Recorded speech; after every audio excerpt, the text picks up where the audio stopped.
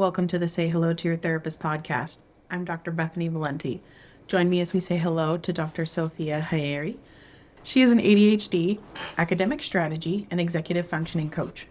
Though she has other clinical specialties, like trauma, we will have her back on the podcast to discuss those another time. In this episode, we discuss her expertise and knowledge in executive functioning coaching. We cover what executive functioning coaching is, different things that can affect your executive functioning, who may find it helpful, and how we have each utilized it in our practices for people struggling with studies or juggling life's demands. Sophia has a well of understanding and warmth, and I am excited for you to hear our conversation. A quick note that I'd like to add is that you will hear Sophia and I discuss our own experiences with ADHD and executive functioning challenges, which may or may not be relatable for you.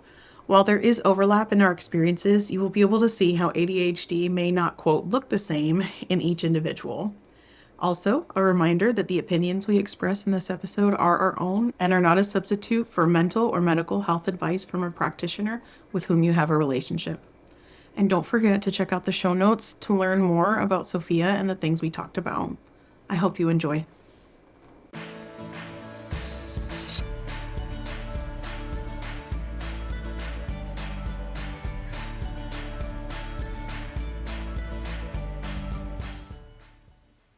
Welcome, Sophia. It's good to see you. Good. What made you want to become a therapist? How did you get there? You know, I like to joke if it's not one thing, it's your mother. Right. I remember being in high school and writing in my journal, like, I want to be it was a psychotherapist and a writer were the things that I wanted to be. I love that.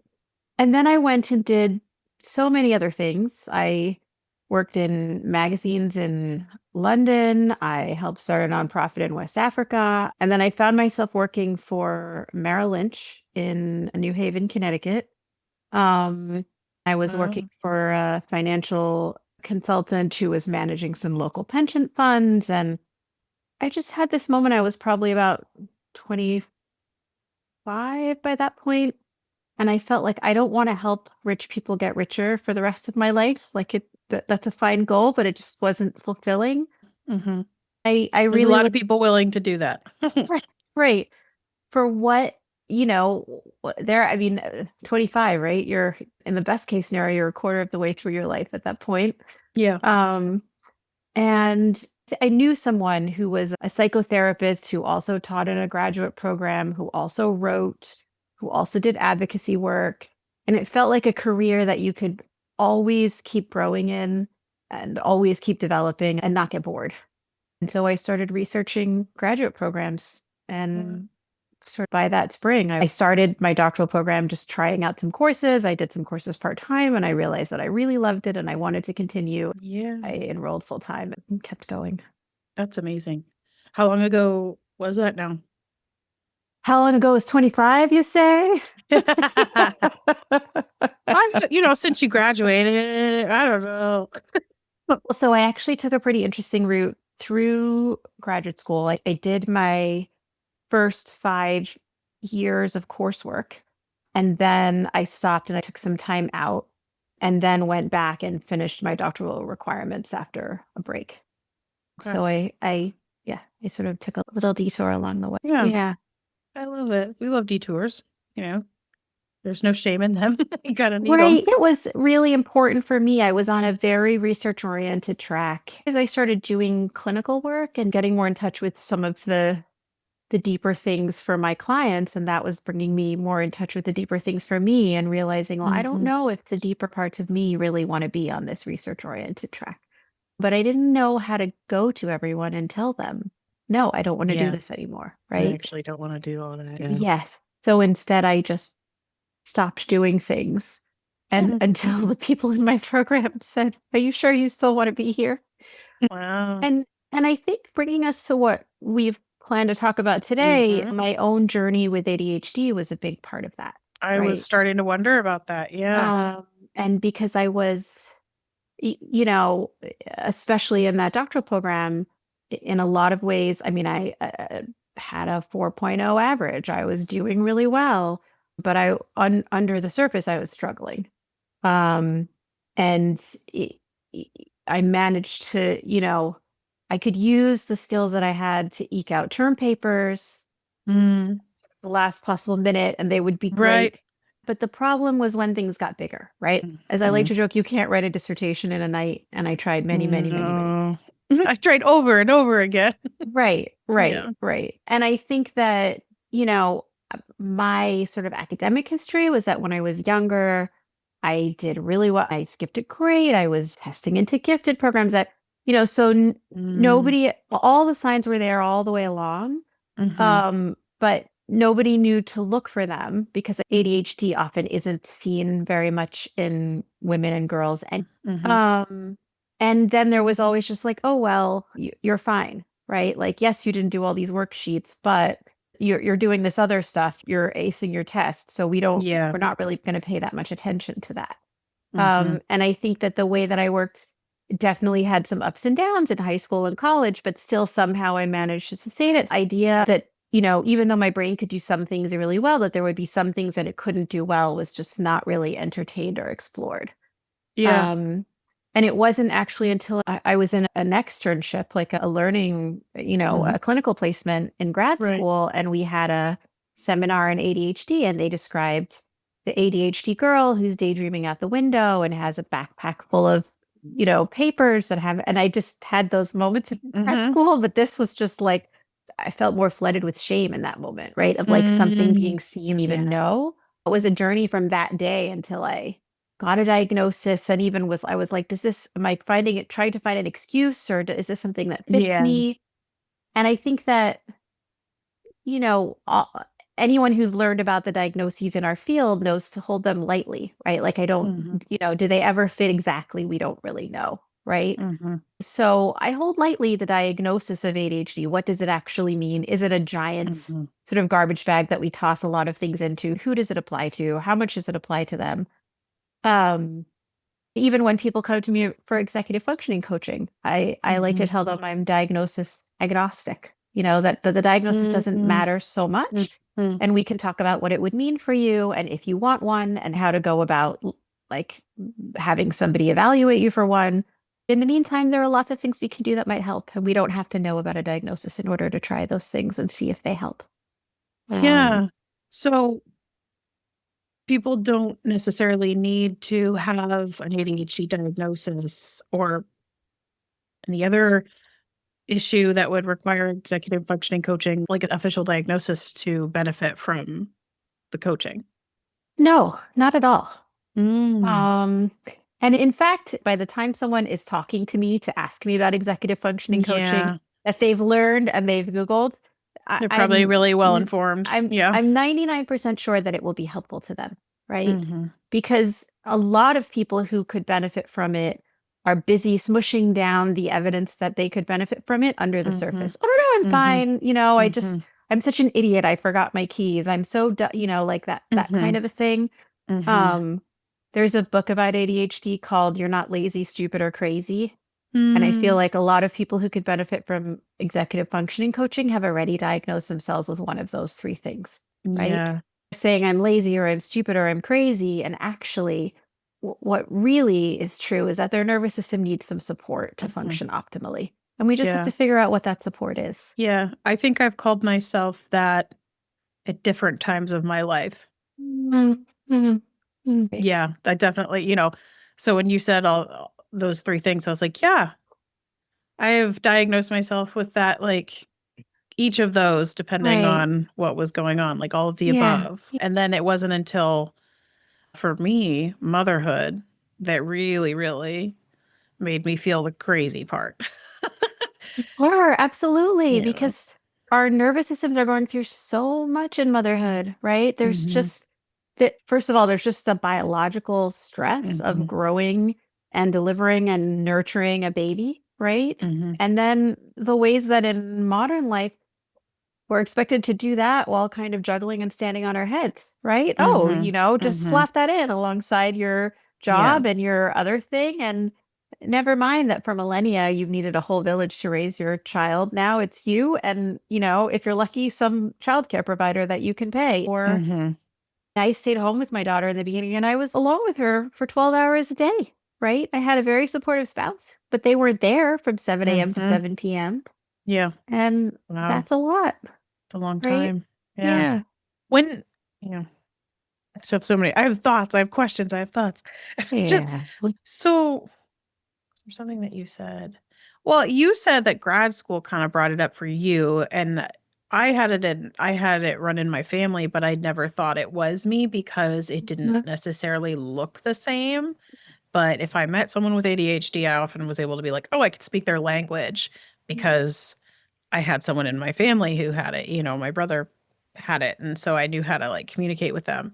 And then grad school came along, and I'm learning, like, learning a lot more about myself and a lot more of that extra stress and demand, and the what do you call those deadlines start to look a little different. And yeah, and thought it was just anxiety that was kind of paralyzing me, and then it was motherhood that really kind of exposed it. So it sounds fairly similar to yours of like, oh, if you look back, the signs are there. But because you were fairly successful once you got, Right. especially, and got really far, you were Right. high And functioning ADHD, as it were. yes. And, there is an idea in this field that this is a diagnosis that's biological, that persists, and Mhm. that is somehow categorical. Either you have it or you don't, right? Mhm. And I'm not sure that's really been borne out by so much research. It's an Mm, assumption that yeah. that has found its way into our clinical knowledge, but I'm Mhm. not completely sure that that's true, right? Yeah. I think it's possible that there are a set of symptoms that might ebb and flow and yet might be distinct from the cognitive symptoms of anxiety and the cognitive symptoms of depression. If you have all three, how to tease apart Yeah. which one is primary and which one is secondary. But Yeah. I definitely treated young people who present with depression, anxiety, and either ADHD or executive functioning Mhm. difficulties. And when we treat that, the depression lifts, right? And the Mhm. anxiety goes away. Often the anxiety is sort of a way to manage the struggles with executive Yeah. functioning. And if we can help bring support to the executive functioning, they don't need quite as much anxiety, right? And they Mhm. don't feel as down on themselves, so that they're not quite as Yeah. suppressed. It's not always true. Sometimes if you treat depression and anxiety, the cognitive symptoms get better on their own, right? So Yeah. it's like a complicated ball, and we don't know Mhm. exactly where the threads begin and end. Yeah. But I think it's possible that we may find out in 50 years that what we're currently calling ADHD is something that maybe does ebb and flow through the lifespan, right? We already know that a little Mhm. bit with That how it. children somehow they're not quite as hyperactive when they're 21 and 22, but we've Mhm. just researched that, right? Yeah. And what happens to female brains through the childbearing years, through menopause? There's a lot of anecdata, but there's not Mhm. quite as much of a solid research base in that. Does Yeah. Oh, absolutely. When did you start like getting into executive functioning coaching, and how did you prepare for It's that, I really guess? interesting. So I first started doing it without knowing that I was doing it. I was working in a college counseling center as part of the clinical training in graduate school. And I had these college students come in, and some of them, I could just tell that, like, what it was actually the struggles with how to get their homework done that was Yeah. really primary for them. It wasn't true for all of them. They came in as in college counseling center, so many different Mhm. issues. Mhm. But I remember distinctly this one woman, we just sat down and we planned out her week, and we I broke know. down her work into smaller tasks, and we talked about how to manage distractions.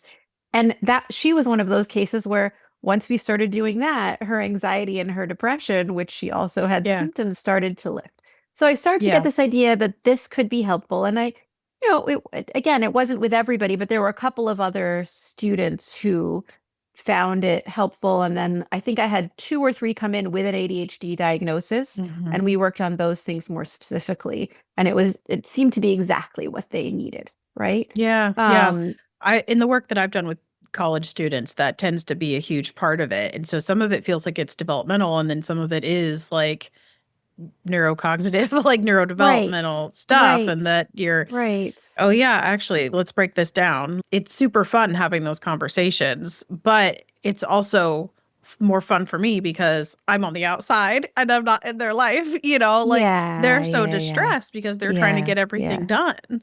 Yeah, and it's unusual to have support around that, right? The assumption is, look, you can make it to college, you can do all these things, right? Hmm. And Hmm. it's The amount of students that came in and said, I didn't actually ever do homework or I didn't actually need Mm. to study is a lot. Through the pandemic, right? I had quite a few EF coaching clients who, start 2021, 2022, they were in college saying like, yeah, I cheated on every exam in high school. I didn't need to take this test. Is it cheated or is it like is it skidded or I coasted? Like there's just, they kind of just got by just osmosis, like by just like absorbing being in class or just like reading Right. it once and they were Right. fine. And a certain skill set was fine up until that point, right? It's not that, no shade on them. And I think what gets tricky is that, so what I notice, especially with students who come to me when they're in college or older, is that a lot of shame tends to have built up, right? Because they Hmm. think they should be able to, but they're not. And Yeah, and then their they're, perfectionism like skyrocketing. Yeah. yeah, and a lot of shame about what they can't do and can't do it. Hmm. And in my first session with people, I used to draw a brain. Now I have a little um, Oh, lucky. model that I take out. Yeah. And I really just talk about all the parts of the brain and how there's Mm. this one part that does all this planning. And what we know is that with people who struggle with it, that part doesn't get as much blood flow. Ooh, what part are you pointing at right now? The orbital Okay. prefrontal cortex, right, Okay. Yeah, I figured it was is part of the prefrontal cortex, the part of yeah, that frontal yeah. lobe. And so that we just want to provide support. And something that I also talk about is that Mhm. if this part of the brain, so I'm pointing to the amygdala, all the emotion limbic system that does emotion regulation, right? If this part of the brain is under stress, if they're in a freeze state, if they're in fight or flight, but they can't fight or they can't flee, Mhm. then that's going to impact all of the other part, all of their Yeah. thinking, organizing, planning capacity, right? Mhm. So that, when it's like my English paper is due in 12 hours and I don't know where to start, right? They might be in a bit of a freeze response and they're not going to be able to figure out how to do it. Um, Mhm. I find that people, once that gets explained to them, can sort of even see it on screen. Sometimes they just kind of, their bodies relax and they feel like that critic that's been beating them up just lifts a little bit. Mhm. Mhm. And we can start to talk about why, right? Mhm. I also find in general, there's always procrastination somewhere in the picture, or I should say 90% of the time. And I always like to tell people like procrastination has a really good reason. There's always a good reason for procrastination. There's such a function to it. It's like coping for a lot of the Yeah. time, and Yeah. Yeah. especially people with ADHD tend to do better when there is more of a deadline, right? So Right. Right. procrastinating Right. can feel like you said, you can't write a dissertation in a day, but if Right. for most of your life you were able to write the paper, the morning of the day it was due, which I'll raise my Right. hand, that was me. I got up in Yeah. the mornings and did it. A lot of the time, you start to reach certain parts of your life where it's like, actually, not everything can be done last minute. Yeah. Things have to be Yeah. broken down into different steps. And it's like, oh, which one first? And why? But it's like it still feels so big to do all Mm. that. Mm. Mm. And right, especially for some, often when I work with students who sort of done well and then struggled, they're like, well, the way I write a paper is I just write it from beginning to end. And when Mm, I start to talk about breaking it down into smaller steps, they just look at me like, I don't want to try it that way. that's Right. not how it works. You just spit it out. Right. Right. Right. And, one of the principles that I think is really important in executive function coaching is that all brains are different. And so we want to find the thing that works for that brain. Right. So I wouldn't, in that case, I wouldn't say, well, just keep trying the outline, right? I'd say, well, can we do like a spit out rough draft? And then we Mm, we build in go some back. time is it easier for you to set a 10-minute timer and just write as much as you can and then see where you are? Is that a way to help you get started? Right. Like, so we want to adapt to how people's brains work and also think about, if they're talking to me, it's because that system isn't working exactly as well as it Yeah. could or as it once did. Yeah. Right. I know for me, one of the things that tools I started to do a tool when I was in grad school was starting the paper was just creating the document, like, and title Mm-hmm. page. Right. And Right. that having that done felt like a win because then I could open the document again. Like it wasn't, oh, I need to make the document and write it. For some reason, it was very comforting to have it already started somewhere Yeah. Yeah. because then it Yeah. made it like, oh, I've started it. I'll just come back to it. And Right. instead of like, oh, I Right. have to write the whole paper. Right. Somehow you have figuring out like how the breakdown works for you because I'm sure in executive functioning coaching, it's kind of a mouthful, is it sounds like from what I'm hearing you say and just from my own experiences with working with people with executive functioning challenges that you're really tailoring it to the person and their individual needs, correct? Right. Yes. And, I'm actually thinking as we're talking, I wonder if we should just explain for anyone I who would love might that. not. Yeah. I was like actually thinking in my head, like, can we like back up? So you did it for me. Right. Yeah. So, I mean, executive functioning are just the skills that we use to manage everyday tasks, right? Mhm, You mentioned task initiation, like being able to mhm, begin a task, and also task completion, being able to finish a task. And there are lots of mhm, skills that go into that, right? If you want to initiate a task, you have to stop what you were doing before. So you have to be able to switch tasks. mhm, Sometimes you need to be able to plan out the task so that you might need to get what you need to start the task, whether it's information or tools. You might need to plan out what the task is, impulse control, organization, planning, prioritization, mhm. sometimes managing our emotions, what's going on inside us.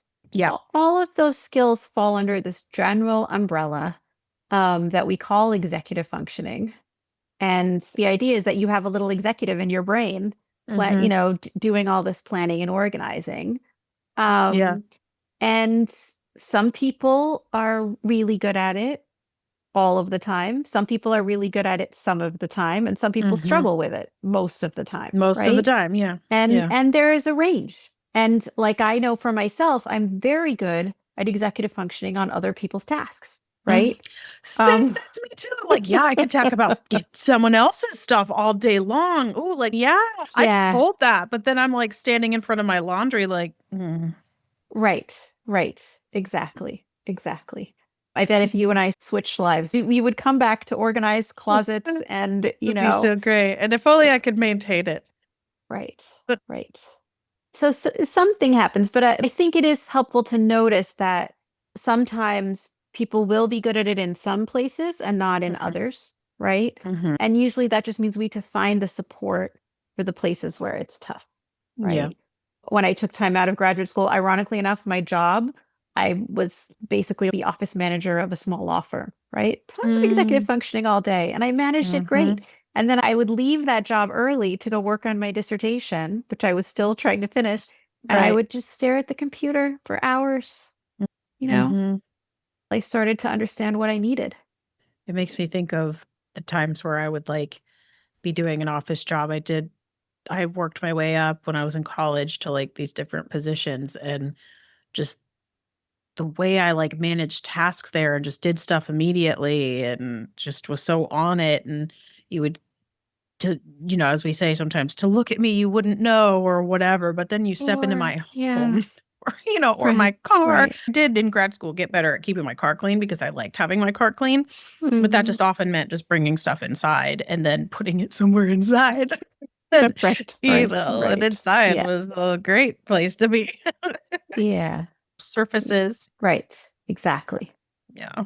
So, like you said, different people might have different levels of managing it. And it's not Hmm. something that we're all just immediately born with, right? Like our brain is kind of learning it as we go and For kind of. sure. And where we are in our birth order can Mhm, let's say I notice among my own children, I have mhm, one child who really is very organized and one who kind of coasts along, sometimes to mhm, the credit of the organization of the other. mhm. Um, and so the interesting thing is how much when people struggle with these skills, the shame crops up, Yeah. right?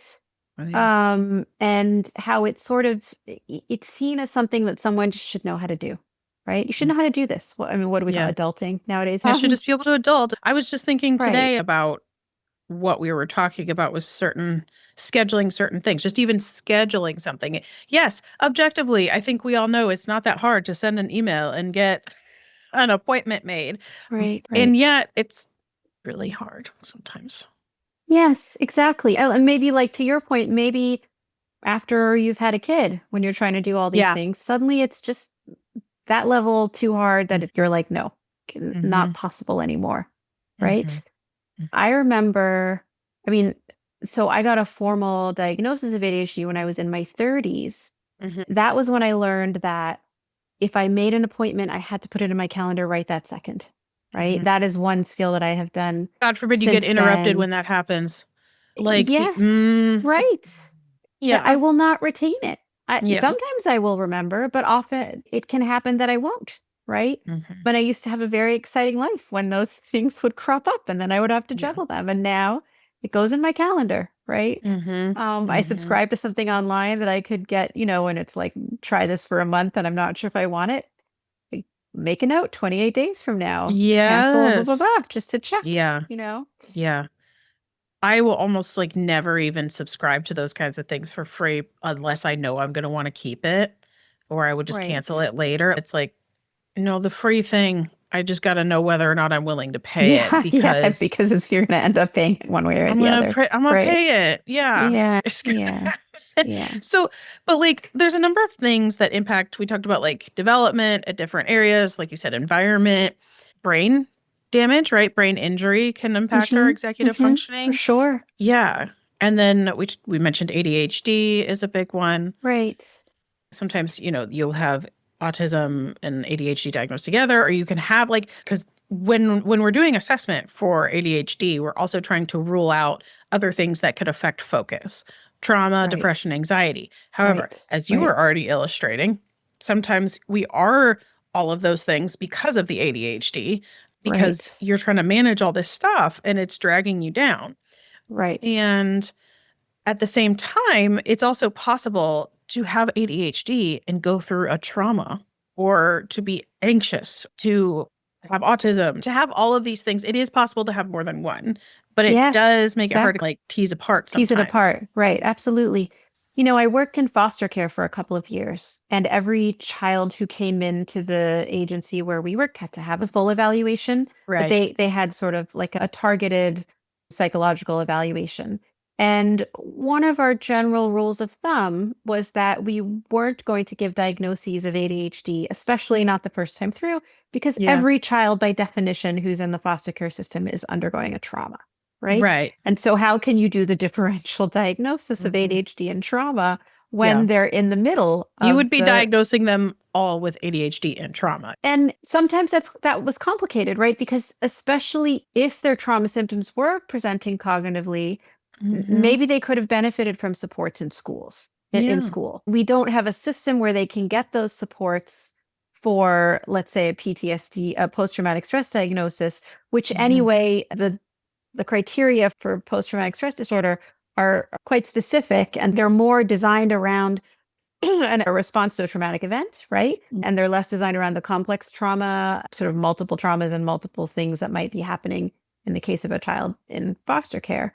And so sometimes I completely agreed with the guiding principle underneath the Yeah. idea of not putting a diagnosis that would then stay with the Yeah. child. I wish there was something that we could give them that would allow them to get supports, for example, in school Mhm. In the that meantime. a child with ADHD might get, right? Yeah. And so, yeah, it is really hard to tease those things Mhm. apart. Mm. Which, to your point earlier, would make sense as to why if someone's coming to you and struggling, then whether or not they have a diagnosis is moot, because then they could likely benefit from executive functioning coaching no matter what the diagnosis is. Absolutely. Yeah. And maybe through the coaching, they have a greater understanding of themselves and what they can cope with and what they might need even more support Right. on, Right. right? My current executive functioning coaching practice started with one student. They had like, so when I started doing it on my own, there was somebody had posted on Nextdoor back when it was newer, that their child was Yeah. struggling in school and they thought that they thought it wasn't how smart they were, but they might be struggling with other things. Okay. And I reached out to that mom and we talked, and I said I had done similar things with college students in the college counseling center. I'd be happy to try working with her son. And he at the time, I mean, grades are not the most important thing here, but their feedback, right? And so he at the time was getting D's and F's and was going to have to be put into a track where he wasn't going to get a full New York, what they call a Regents high school diploma, which is what you need to go to college, right? Big consequences. Right. And she was just like, something's not adding up with the way that the school system is treating my son. And I'd like to get him some extra support. And so I started working with him. And in the beginning, there was, a giant pile of papers. But he's such a bright and willing kid. And 2 months in, his lowest grade was a B plus, Wow. right? Because we managed to figure out what supports he needed to be able to have his grades reflect his ability and effort, right? How to help facilitate that effort. And I, a couple of times, mentioned to the parent, maybe we want to think about a diagnosis, but I tread very lightly with it. And I think in that family, there's a way that that might have meant something, like that there was something quote unquote wrong with him. And it was important to them that there was nothing wrong with him, which I agree with him. Nothing wrong with him. Yeah. So I That's actually in some got ways him that's to a philosophical, you know what I mean? right, Like bigger right. picture of like, what does Yeah. diagnosis mean? Does that But mean there's something wrong with you? No. Like, yeah. yeah, So but yeah, I bigger think questions. diagnoses do mean a lot. Yeah. We hold that, right? We think about, whether or not we would diagnose someone with, let's say, well, I'm thinking of borderline personality disorder. We don't Right. necessarily disclose that. We may not even make the diagnosis, right? There's so Yeah, many because we know the consequences of variables. being labeled with that. And sometimes Right. ADHD or all sorts of other diagnoses do have Right. consequences and connotations. Exactly. So we worked together through all 4 years of high school. We stopped working together when he went to college. Ah. I could tell you that I think some signs and symptoms were there. Mm-hmm. But the executive functioning support, it didn't really matter, right? Yeah. It just mattered that it was tailored to what he needed. We really, Mhm. really tried to do that. Yeah, I love that. So, how would someone maybe know that they might? Because what if they don't even know that ADHD coaching is an option or like executive functioning coaching is an option? And how might they come to you? What are they Googling? What are they struggling with? Oh, it's a Am I journey. crazy? Am I in what were the three? Am I stupid? Am I Yeah, yeah, lazy? yeah, Yeah. right. And then Google leads them to actually, you might have some executive functioning concerns. Yeah, generally people are going to find me because they have somehow heard that this might be helpful. Maybe they got a neuropsychological evaluation.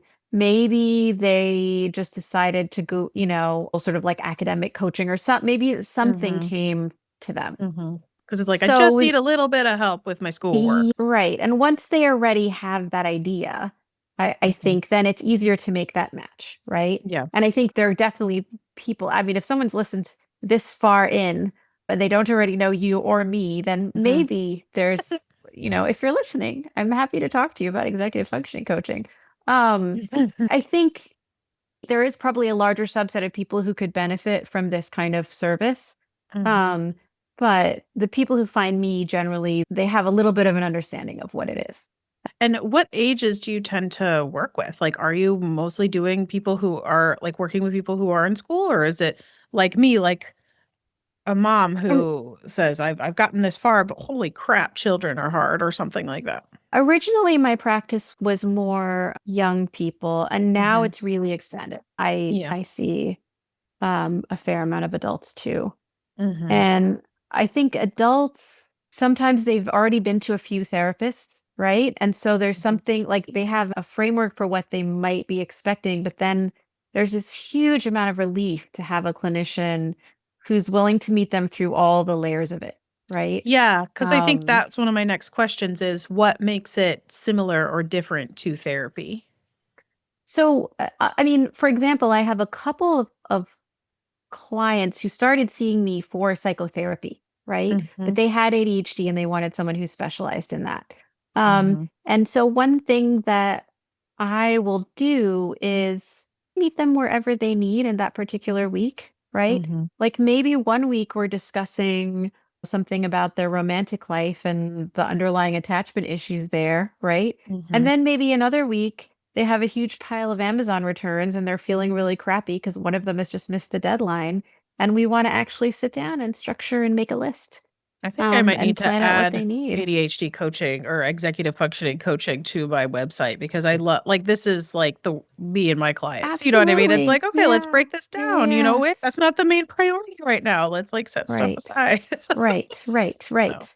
And I have a lot of, I mean, I don't only treat yeah, ADHD, so I you have do some all sorts of people, stuff. right. And I have some people who I know they don't need help with that. I remember someone who I worked with for quite a while on thinking about making a career transition. And Mm. they didn't really need like the nuts and bolts of the career transition. They needed the Yeah. bigger picture of who will I be, what will this mean, all of that Mm-hmm. stuff, Mm-hmm. right?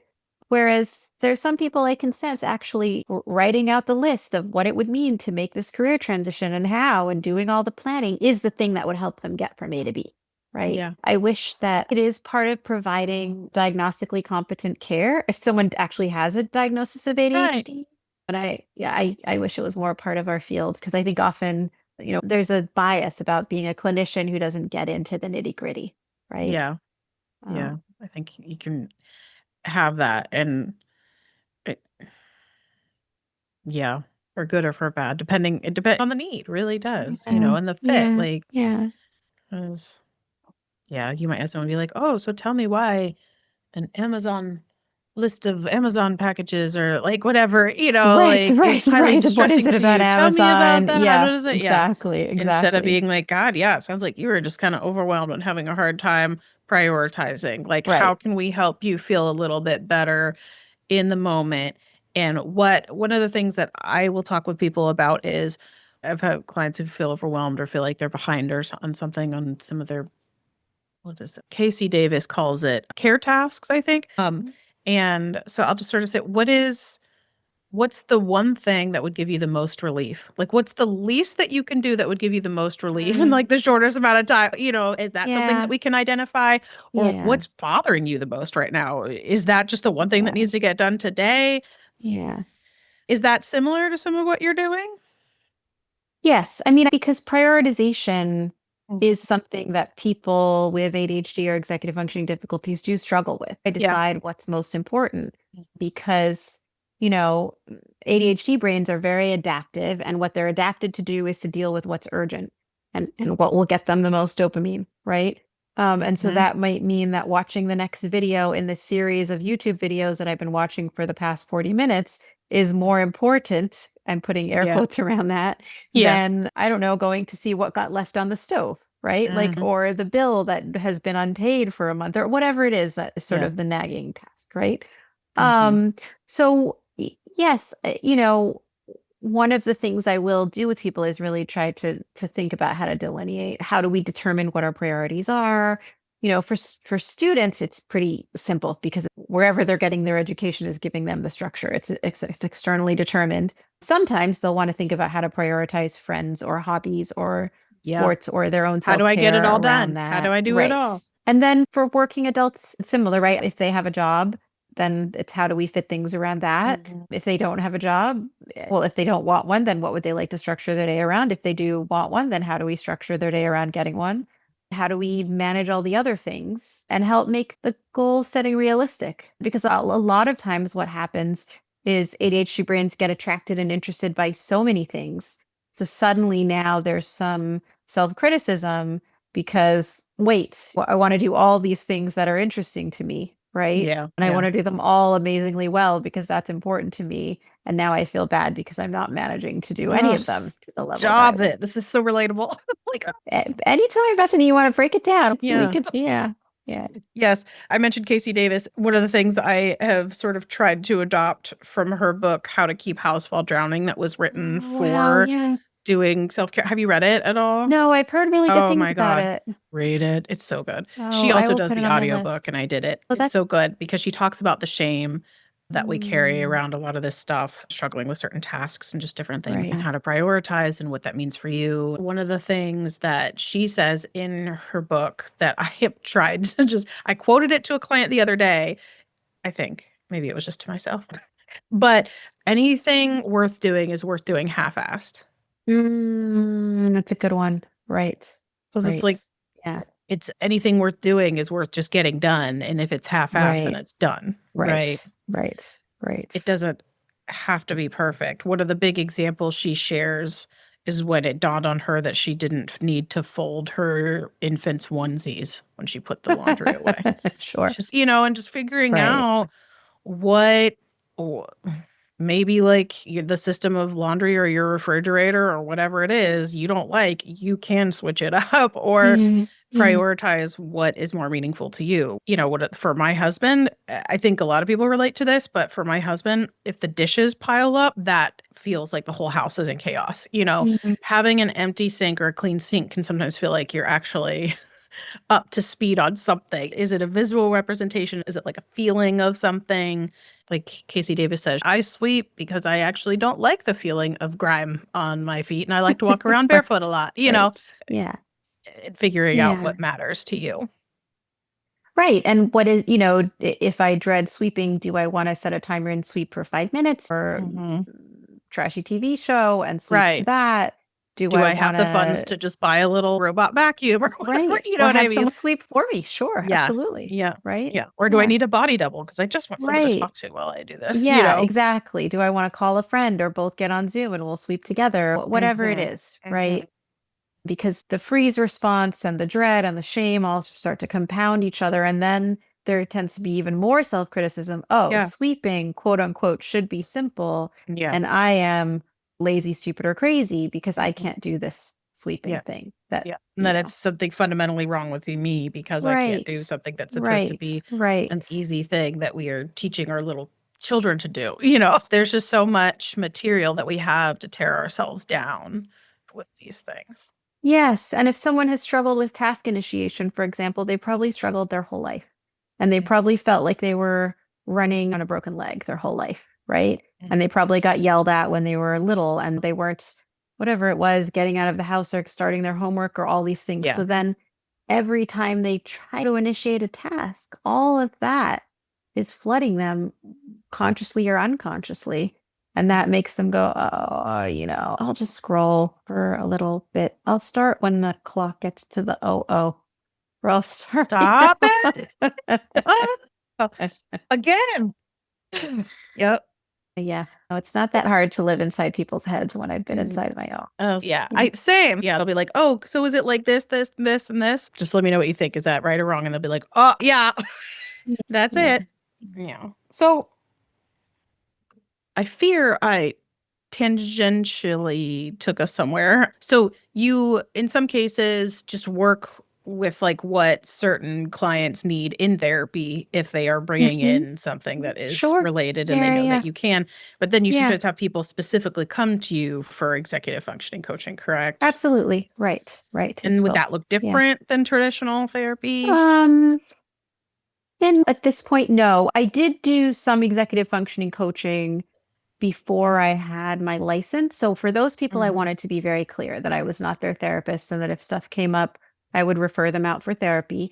Although I will say that even under the rubric of executive functioning coaching, sometimes we would get to some deeper self-image issues or, their depression would come up or, right. And I wouldn't say that I was treating those things, but I wasn't ignoring them. Right. So we were looking at things to manage that as well.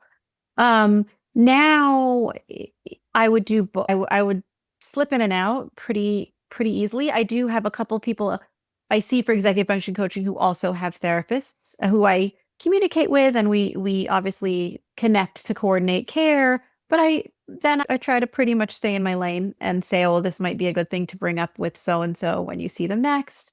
And I, just to help them not feel pulled in different directions. But yes, I think that I don't feel like the division is a little bit artificial, really, right? It's all part of managing life. It's just kind of like, this is one of the things that I offer as part of our work together. Yes, exactly. And clients can know that they're safe using their time for that. Absolutely. Redirected. How does it make you feel that you can't keep up with these things? And whatever. Right. Because so much of neurodivergence is just accepting and understanding, oh, well, my brain doesn't seem to function like everybody else's. And again, the question of what's divergent and what's quote unquote normal is a complex one. I wouldn't begin to tease apart here, but Yeah. you Yeah. know, and sort of just accepting that this is the way that my brain does things and how can I support it? Yeah. Seems to feel really helpful for people. Yeah. Well, before we get into our wrap up questions, is there anything else that you would just want people to know about executive functioning coaching or trying to find someone who does it? It's interesting. It can be hard to find someone who does it, right? I know in my area, there aren't a lot of people who do it, and definitely even fewer licensed clinicians who do it. I think the first thing, you know, for someone who feels like they need it is just to do research. And usually people who have trouble with executive function are actually quite good at research, right? Especially for something they're interested in. And so to really understand as much as possible, because I think that can really help. And I think that there is a lot of good information out there about executive functioning coaching on Google, on YouTube. One of the books that really helped me was a book, it's called The Disorganized Mind. And it's all about how a person can self-coach for ADHD. Wow. And those were the principles that I put into practice when I started working with people. Yeah. So I do think it can sometimes be hard to access, right?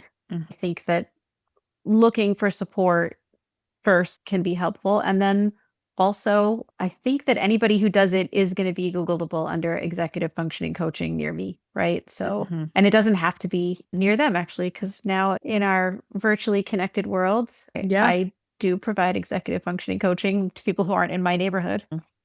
It might make things easier for them. Right. Honestly, that they don't have to make their way there. Yeah, exactly. Are you ready for a wrap up question? I think that sounds great. I mean, you can choose for this to be part of the episode or not, but Yeah. just any questions I can answer for you while we're discussing this. Nothing that's majorly coming to mind other than because you shared that book and I'm like, well, I'll be reading that book and just kind of it feels very empowering to feel like I could just sort of claim that I do it and just kind of get some more resources together and to potentially offer it, to say that I actually do offer it and that I'm happy to offer it for some people because I do love working with people with ADHD. I just haven't claimed that as a specialty. I have a feeling they would love to work with you and that it would be nice for them to be able to find you and feel seen. It's very kind. I appreciate that. We will see. I appreciate you're inspiring me as we're going through this. I'm grateful. Yeah, no, it's my pleasure. And I also think that because so much of it is just trying to look at the puzzle that's in front of us and then just figure out what supports does this puzzle need, right? That I don't know that it's something that I think I don't know that it's something that someone needs to get a whole bunch of other qualifications in, right? Because those qualifications may or may not meet the needs of the puzzle that's right in front of us. Yeah. I knew someone who I was on internship with who struggled with some of initiation stuff or completion of stuff, not themselves, but for other people because they just always had to get stuff done and they had no issues with that. They had very much a just do it. And I remember being like, oh, I could sit with that all day. Right. Yeah. No, yeah. I was lucky enough to marry someone who definitely is the opposite of me in this particular skill set. It's so helpful.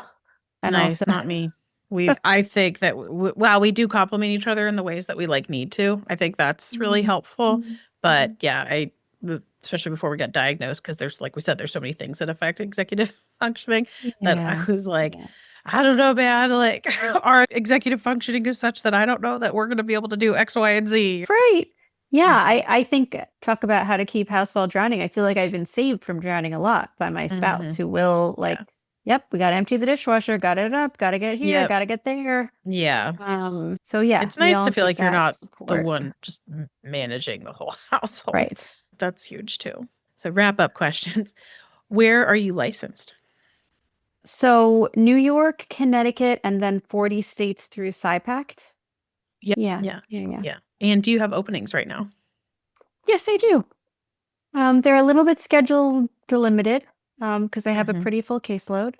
But yes, I think. But they're there. Yeah. Do you take insurance? I do not. Do not. And what's your current fee?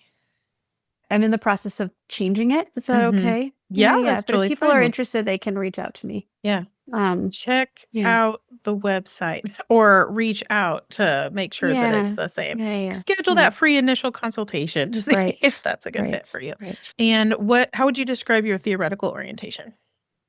Integrative for sure. I bring in so many different things. I was fortunate to have really good, solid sort of cognitive behavioral training, also really good, solid psychodynamic training. And then I've sought out a lot of training both in couples work and then in more embodied trauma treatment approaches. And so I feel like I bring all of those in whenever they seem useful in a session. Yeah. And you are only online or you're online and in person? I do some in-person work, but generally my openings are for virtual sessions. Okay. What do you nerd out about? Oh, good question. What do I nerd out about? Um, lately I have been nerding out about trauma treatment because there's just like so much to learn. And I find it so interesting. Same. I can get into that. Yeah, I'd say that's the biggest one that I've been nerding out about lately. Yeah. I'll be excited for you to listen to, well, several of the episodes, but one of the ones where I focus a little bit more on trauma is with Kim.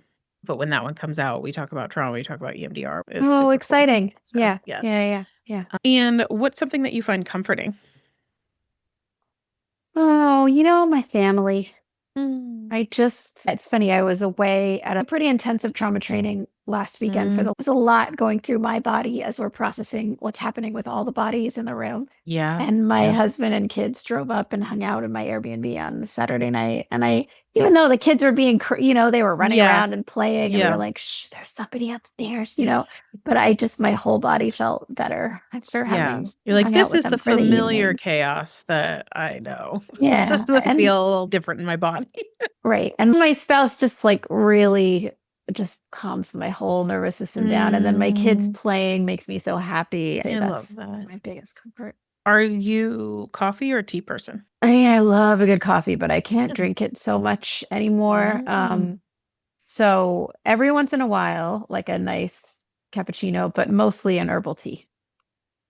So it's the caffeine that you can't really do as much. Yeah. So what's your favorite skill to give clients? Oh, what an interesting question. You know,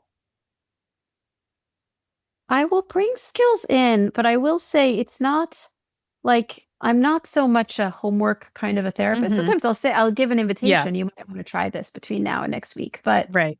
Yeah, that's me too.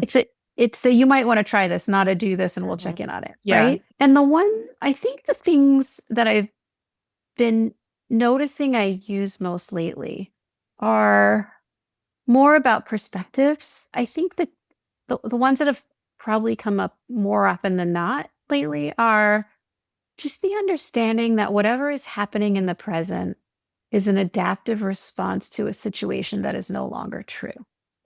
And really exploring that, I would say that is one big one. And the other is this idea that I take from the somatic experiencing world, which is of pendulation, because I think we as people and we as people are also become clients tend to look at growth in very linear terms and it has to go this way, right? And often it's more of this, and we experience something and then we find our way out of it and then we go back to it and then we find our way out of it and then we go back to it. And to just really normalize that is part of a nervous system adapting. And that then we just want to find our way to, if this is where we want to be and this is where we were, how can we sort of strengthen the process this way? But to know that actually to go from here to here is a lot in the beginning. And so we will go back. And I think those are my at the moment, two things that I love to really explore with people and unpack. What would you say is your least favorite misconception about the work that we do?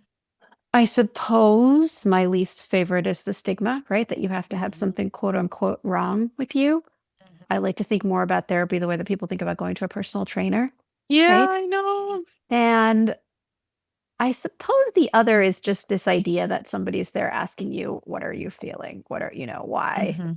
Although To be fair, there probably are therapists out there who are doing that. Yeah, that has its place, But right? right. Although I'd like people to feel like they would get to explore more interesting questions if they went to therapy, right? Mm, mhm. Um, and I would hope that they would feel like they were finding relief from what they were struggling with. And maybe that then they could feel emboldened to know that from all the research that we've done, the thing that we've found is the most important is the fit between the client and the therapist. And so Mhm, if it doesn't feel mhm. like a good fit, there are Yeah, thousands others out there, and keep mm, going till you find the right one. yeah. As exhausting as that can be, there is someone Yeah. out there for you. Yeah. Sophia, where can people find you? I have two websites. One is under development at the moment, but should be all the way finished pretty soon. So my executive functioning website is organize-mind.com. Mm. And my sort of more traditional psychotherapy website that talks about my work with trauma and couples and international work is Bellwood Psychology, BELLEWOOD, psychology, all one word.com. Awesome. Thank you so much. It's been really nice having this time with you today. Oh, yeah, I agree, Bethany. We're going to have you back. But I'm grateful because I think this is important for people to know about, that it's even a thing. Yeah, it's really fun. Yeah. And I can really empathize with how hard it is to not find it, right? It's nice Hmm. to know that it's there and for people who need it to be able to look for Yeah. it. If Yeah, nothing else, just to understand that that's a piece of the fit that may be missing. absolutely. I Yeah. agree. So, Yeah. Dr. Sophia Haeri, thank you so much. Oh, Bethany, this was such a pleasure. I really, really enjoyed it. Me too.